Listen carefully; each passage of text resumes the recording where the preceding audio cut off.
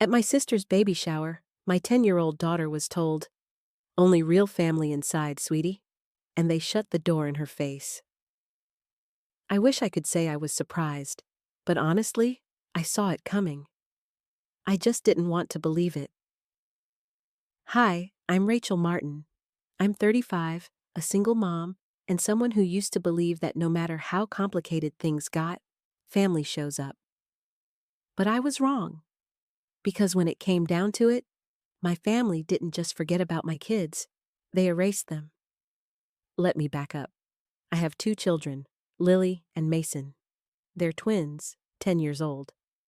Lily is the quiet one, an old soul with paint-stained fingers and the kind of imagination you only find in kids who read too much. Mason? Mason's pure kinetic energy. He's loud, loving, and allergic to everything that stands still for too long. We've been through a lot together, especially after my divorce. When my marriage fell apart 2 years ago, I moved us back into my parents' house in Cedar Hill, Missouri. Just until I could get back on my feet. That's what I told myself. That's what they told me too. At first, I was grateful. My dad helped Mason with math homework. My mom made Lily tea when she had nightmares. It wasn't perfect. We shared a guest room, and the kids' things had to stay in neat bins under the bed. But it was safe. Stable. A soft landing. Then my sister Courtney got pregnant. If you knew my parents, you'd understand why that sentence carries so much weight. Courtney's always been the star. Captain of the cheer team. Homecoming queen. Married to a dentist. She walks into a room and somehow everyone stands straighter, smiles wider. I used to think I was okay with that. That being the responsible sister had its own kind of dignity.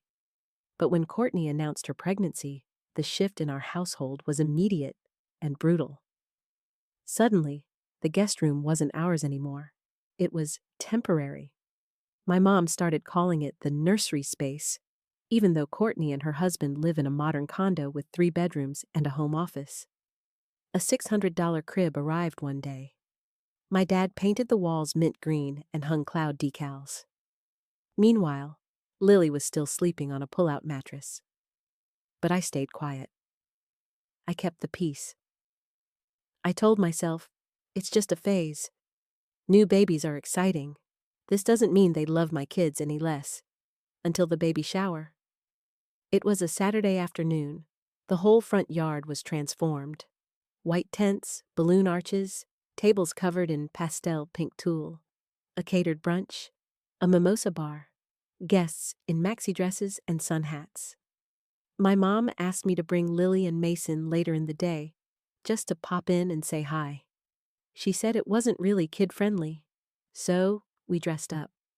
Lily wore her favorite lavender dress, the one she ironed herself, and Mason put on the button-down he hates because it feels stiff but looks fancy. We drove over, and as we walked toward the porch, Courtney's best friend, some woman I hadn't seen in years, looked at Lily and said, "Oh, honey, only real family is allowed inside. The photographer's working." Then she shut the door. Lily didn't say anything. She just blinked and looked down at her shoes. And in that moment, everything in me hardened. It wasn't about a party or a photo. It was about the fact that my daughter, my child, had just been made to feel like she didn't belong in her own bloodline. And no one stopped it. No one inside that house opened the door again. They didn't know it yet, but that was the day I started packing. Mentally, emotionally, and eventually, literally. Because what they failed to realize is this: you can insult me, you can judge me, but the moment you humiliate my children, you lose the right to call yourself family. After the baby shower, I couldn't stop seeing things for what they really were. It's funny how once something breaks, you realize the cracks were always there. You just spent years looking past them. We came back home that day, and Lily quietly went to her corner of the room. She didn't say a word. She just opened her sketchbook and started drawing. I didn't need to ask what she was drawing. I already knew. Her feelings always come out in pencil. Mason, meanwhile, was bouncing between asking for a snack and complaining about the waistband on his pants. The chaos of him was, strangely, the only thing grounding me. That night, I sat on the edge of the pull-out bed, trying not to cry. I didn't want to give them the power, but I'd be lying if I said it didn't hurt. Not for me, but for them.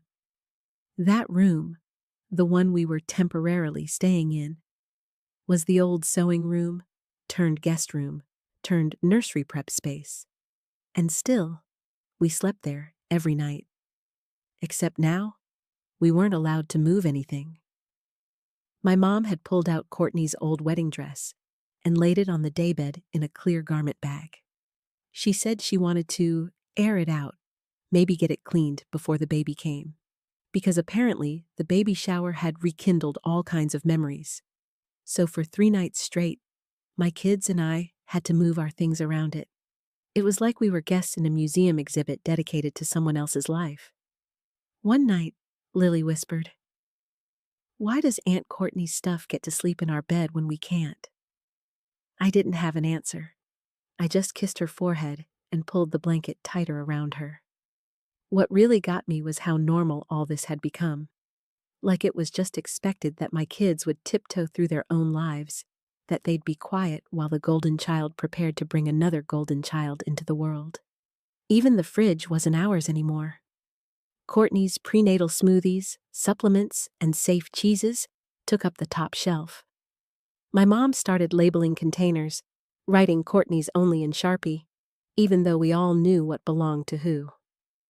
Mason got yelled at for taking the wrong yogurt. It was a Go-Gurt. He thought they were his. He cried when my dad snapped at him. "Courtney needs her nutrition," my mom said, like it was gospel.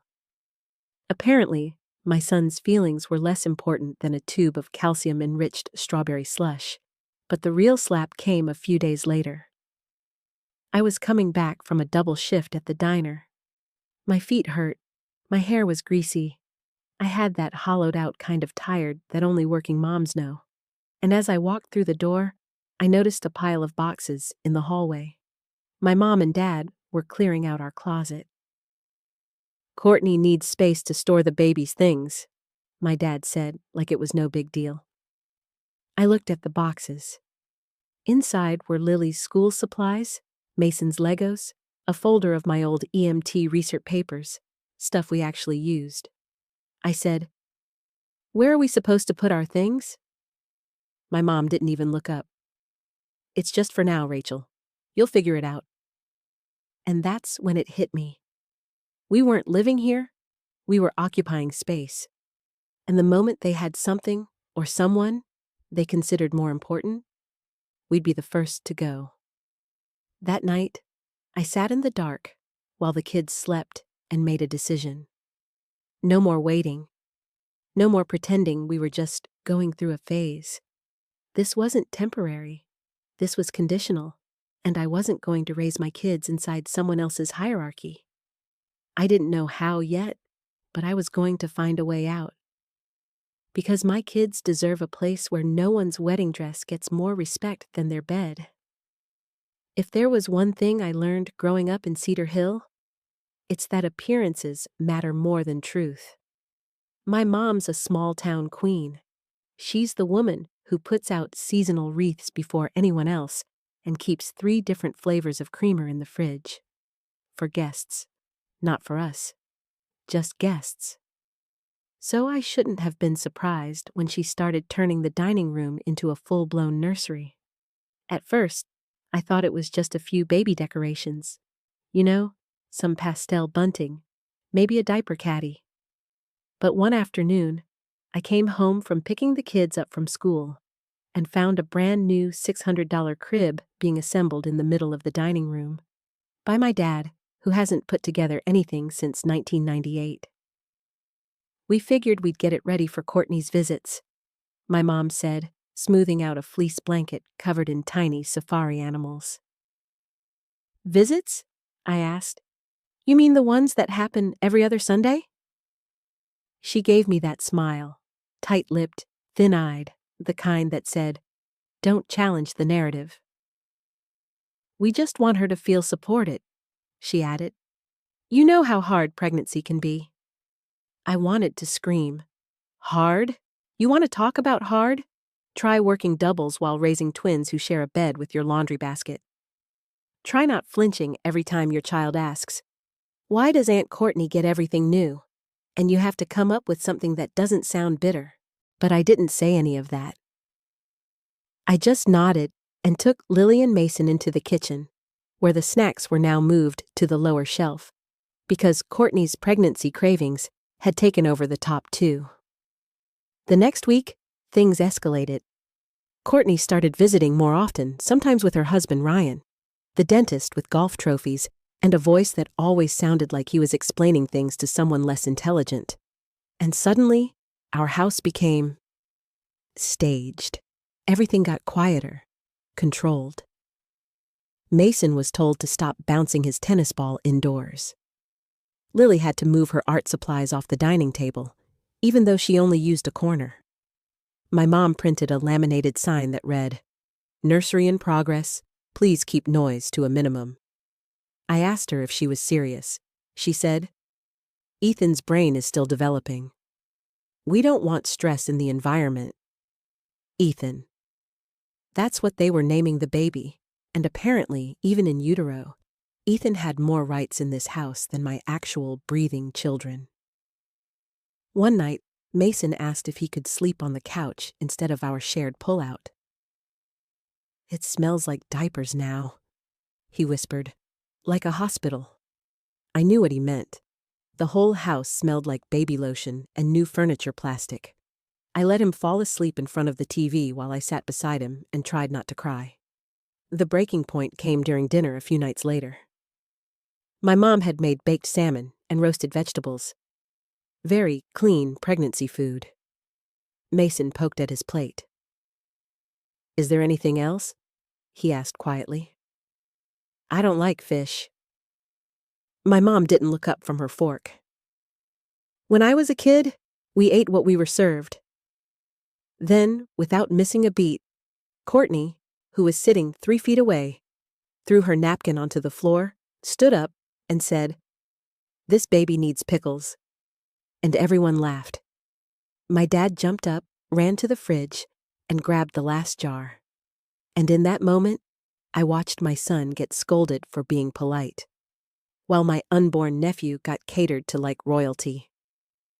After dinner, Lily came to me holding her drawing. It was a sketch of our family, but in the corner, she'd drawn herself and Mason standing outside the house. Everyone else was inside. She said, "I didn't know where to put us." I swallowed the lump in my throat. "You belong right here," I told her. But in my heart, I knew the truth. Not in this house. Not anymore. A week after the pickle dinner, I came home from my EMT shift a little early. I wasn't supposed to be off until 8, but a coworker offered to cover the last hour. I thought, hey, maybe I'll surprise the kids. Maybe we'll order pizza. I walked into the house and stopped cold in the entryway. There were trash bags, 3 of them, lined up against the wall, next to a small stack of folded blankets and a plastic tub of school supplies. I recognized Lily's glitter markers, Mason's soccer cleats. I dropped my keys. My mom was in the living room with Courtney, both of them sipping decaf tea like nothing was out of the ordinary. "What's going on?" I asked, pointing to the bags. "Oh," my mom said, as if she'd forgotten. "We had to do a little rearranging today. Don't worry, everything's labeled."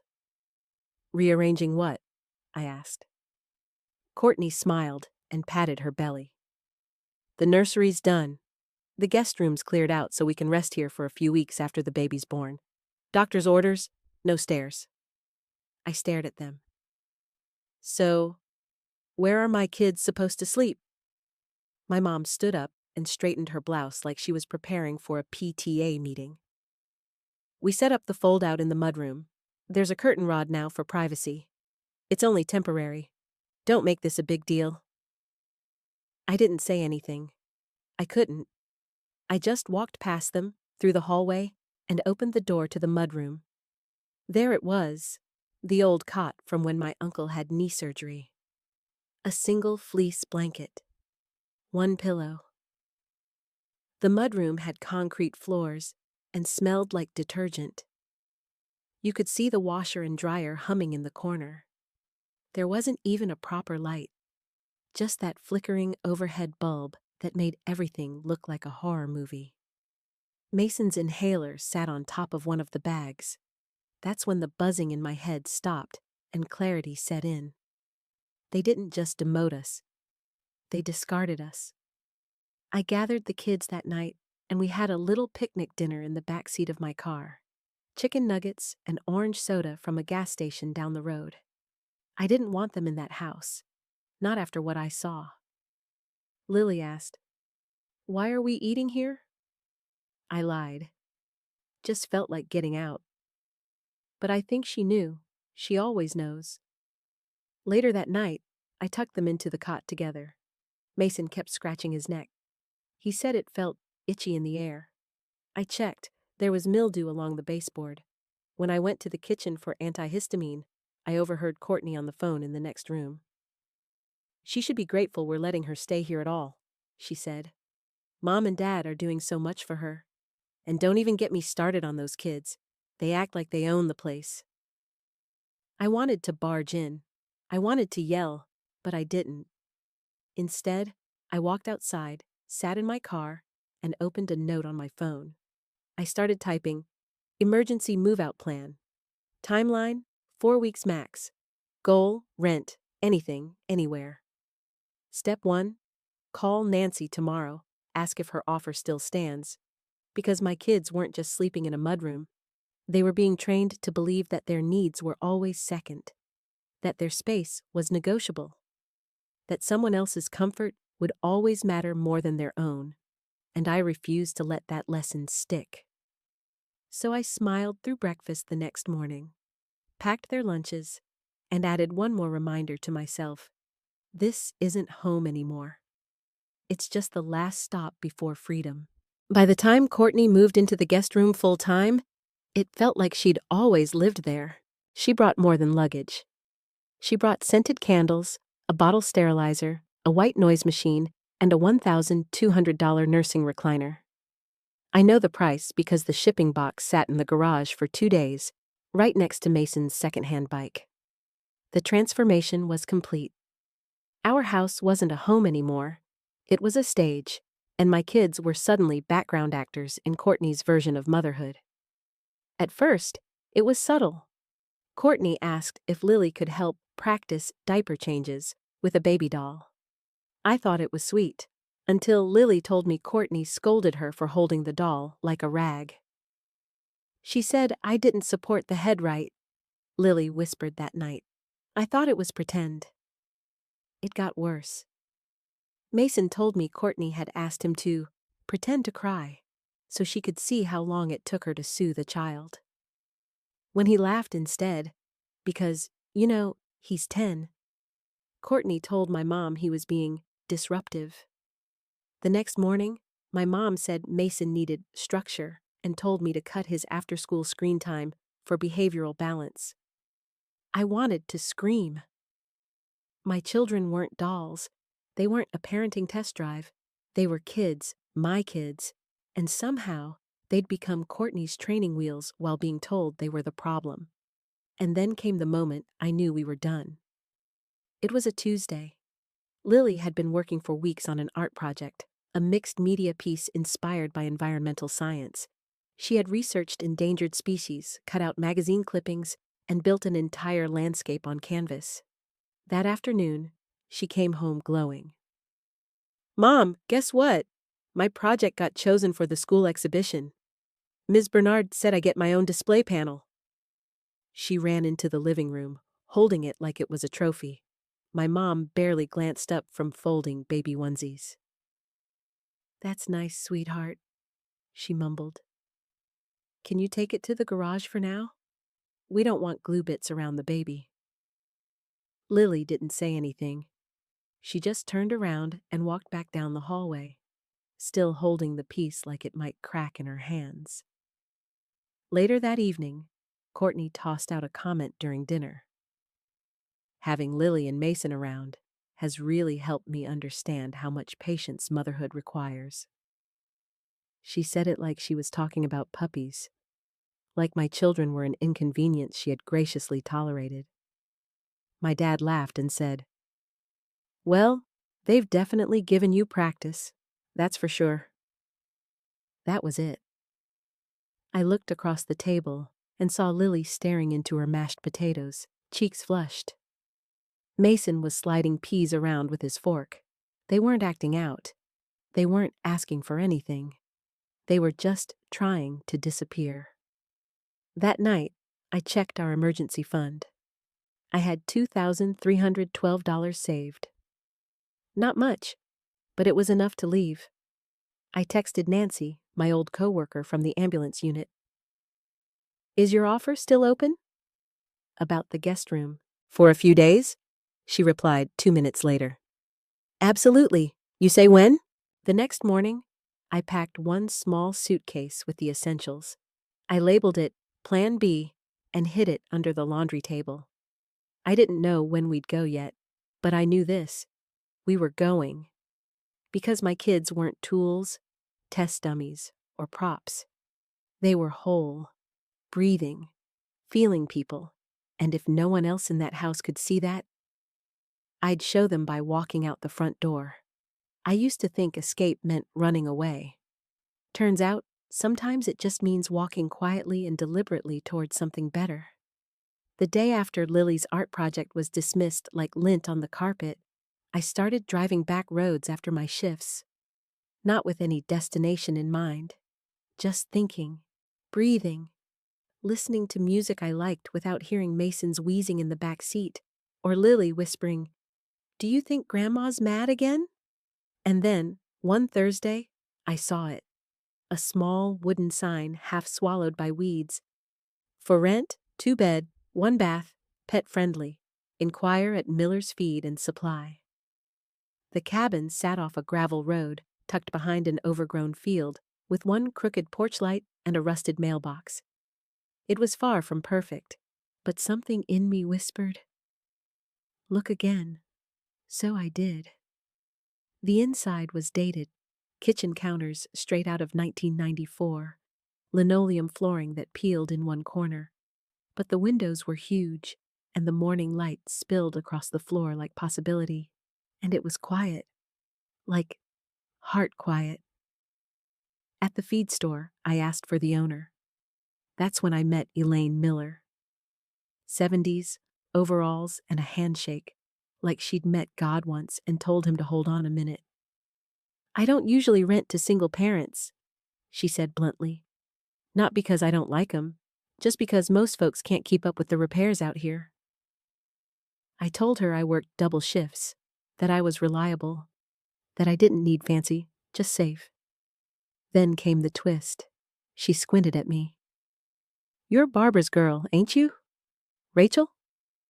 My stomach dropped. Small towns have long memories. I nodded. "Yes, ma'am." She sniffed. "Thought so. Your mama used to come in here every Thursday for oat milk and gossip." I waited for the judgment. Instead, she tilted her head.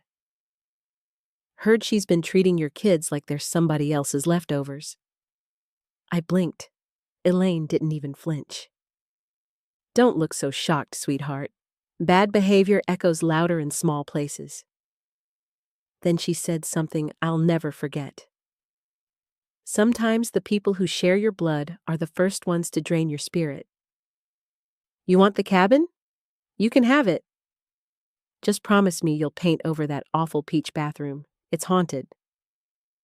I laughed for the first time in weeks. We signed the papers that night. Month-to-month lease. No deposit. Just a handshake and a key.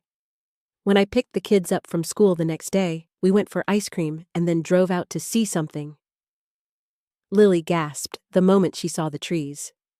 Mason shouted, "This looks like a movie." I didn't tell them it was ours. Not yet.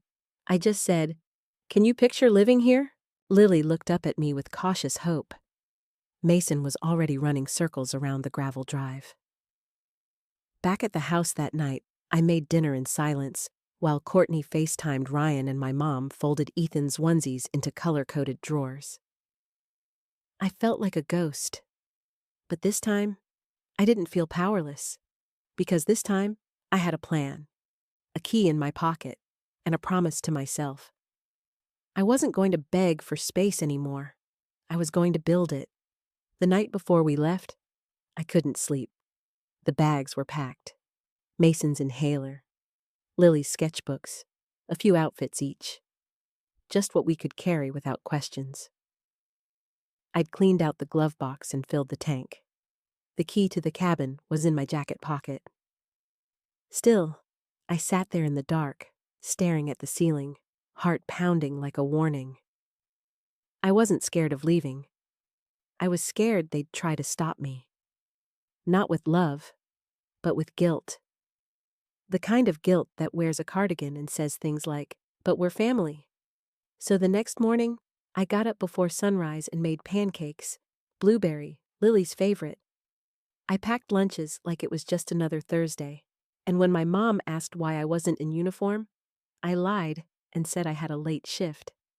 She didn't even look up. "Well, keep it down today. The baby needs rest."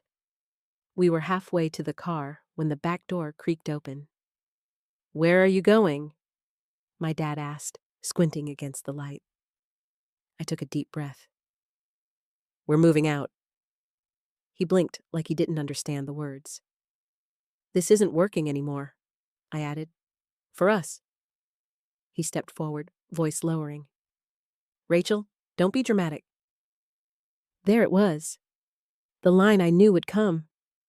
The one they always used when I had feelings they didn't want to deal with. Behind me, Mason was hugging his backpack. Lily was holding a rolled-up paper against her chest. I didn't respond. I didn't yell. I didn't cry. I just said, "We're leaving." That's all. My mom appeared in the doorway, still in her robe. "You can't just leave like this. What will people say?" And I turned to her and smiled. Not sweetly, but truthfully. "They'll say I finally picked peace over being polite." We got in the car and drove. No one ran after us. No one called. And I didn't look in the rearview mirror. When we pulled up to the cabin, Mason shouted, "We're really staying here?" and jumped out before I even turned off the engine. Lily stood quietly, just staring at the trees. I walked around the car to her and asked, "What do you think?" She held out the rolled-up paper in her hand. It was a drawing, our old house in the background, and in front of it, a girl walking away, holding hands with her brother. There were no tears on their faces, no pain, just soft smiles and freedom. She'd drawn herself writing something in chalk on the sidewalk as they walked away. I bent down to read it. It said, "You don't have to shrink to fit here." Couldn't breathe. This little girl, my daughter, had just written the closing line of our story without even knowing it. We walked inside. The cabin smelled like pine and paint. The kids picked their rooms. I opened the windows. Sunlight poured in like grace, and for the first time in years, I didn't feel like I had to apologize for taking up space. That night, we ate macaroni and cheese on the floor and watched cartoons on my old laptop.